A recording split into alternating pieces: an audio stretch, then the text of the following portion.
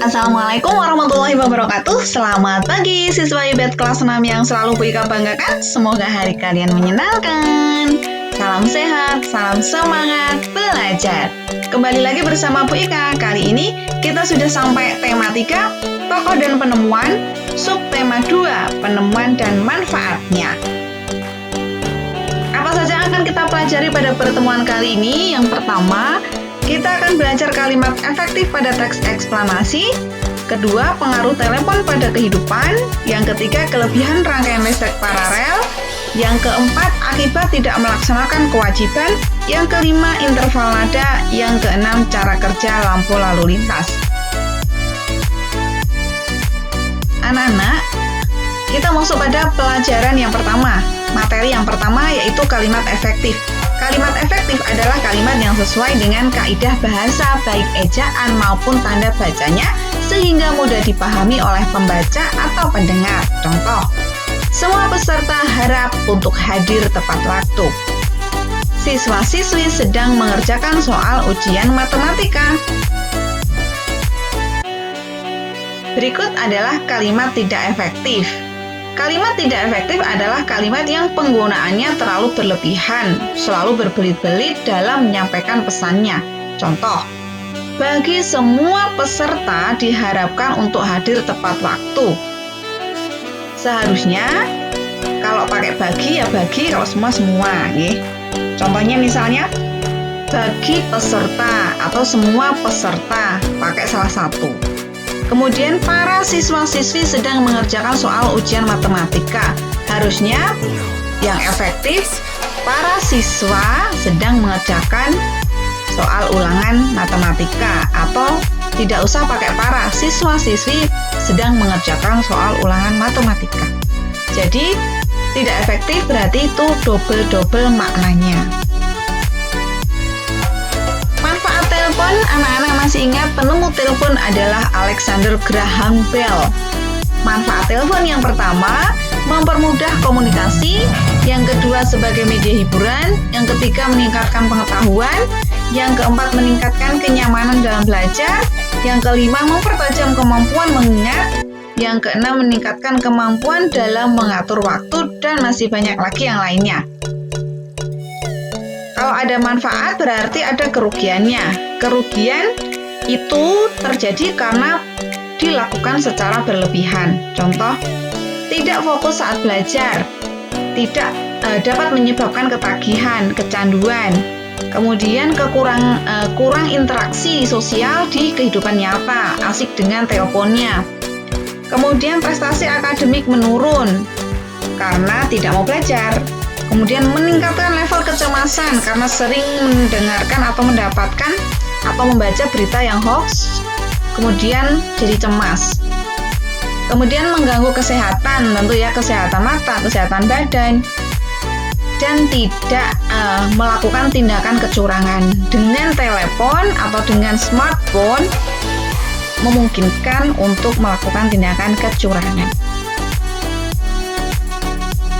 Anak-anak, masih ingat rangkaian paralel? Rangkaian paralel itu apa? Rangkaian listrik yang disusun lebih dari satu jalur ya untuk melewatkan arusnya. Jadi saklarnya banyak. Nah, kelebihan rangkaian paralel. Yang pertama, seluruh lampu yang dirangkai paralel akan menyala sama terang. Kemudian jika salah satu lampu padam, maka lampu yang lain tidak akan ikut padam atau masih tetap menyala. Itu keuntungannya. Kemudian kekurangannya, proses pembuatan rangkaian paralel itu cukup rumit karena bentuknya yang tidak sederhana, banyak cabang. Kemudian boros biaya karena membutuhkan banyak kabel, banyak saklar, begitu.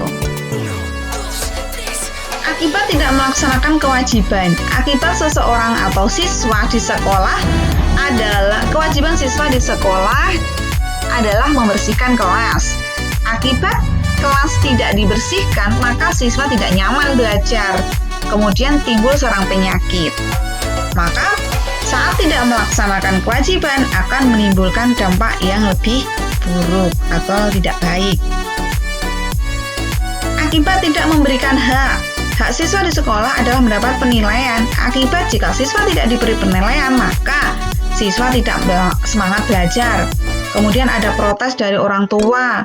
Kemudian materi belajar tidak disampaikan dengan baik. Yang terakhir, siswa tidak bisa mengukur kemampuannya karena tidak pernah dinilai. Jadi, banyak hal negatif yang akan timbul.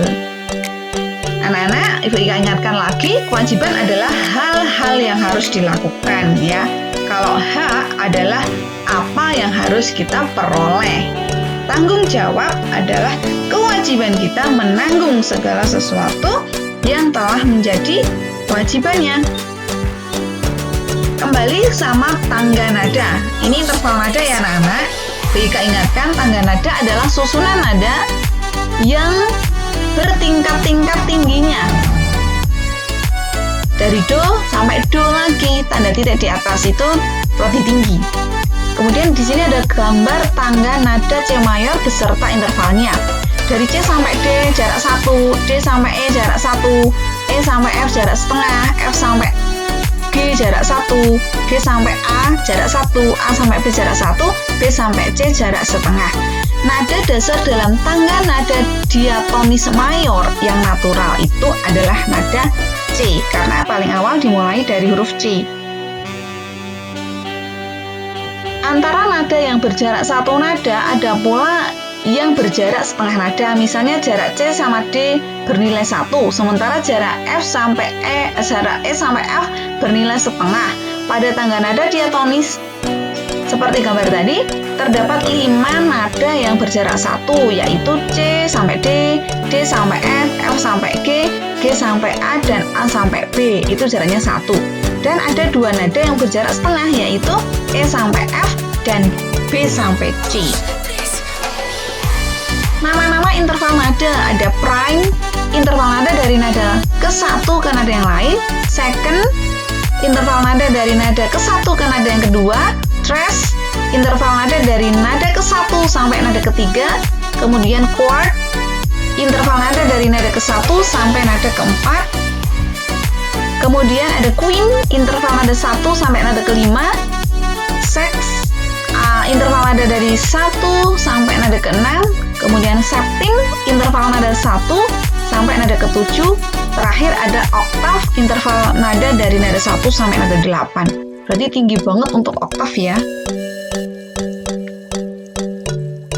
Terdapat 8 tanda tempo lagu yang perlu anak-anak ketahui. Largo itu lambat sekali, lento lebih lambat, andagio lambat, al dente sedang, moderato sedang dengan cepat, allegro cepat, vivace lebih cepat, dan presto cepat sekali. Anak-anak, kita masuk kepada cara kerja lampu lalu lintas. Gambarnya nanti kita buat prakarya ya. Cara kerja lampu lalu lintas. Microcontroller bekerja menjalankan lampu lalu lintas secara default control, yaitu searah dengan arah jarum jam. Lampu lalu lintas bekerja secara bergantian pada tiap jalur sesuai dengan waktu yang sudah ditentukan dengan urutan nyala lampu hijau, kemudian lampu kuning, dan lampu merah. Jadi cara kerja lampu lalu lintas itu sudah diatur menggunakan microcontroller. Anak-anak, sekian saja pembelajaran kita pada pertemuan kali ini. Terima kasih. Semoga membantu kalian dalam belajar dari rumah. Sampai jumpa. Salam sehat, salam semangat belajar. Wassalamualaikum warahmatullahi wabarakatuh.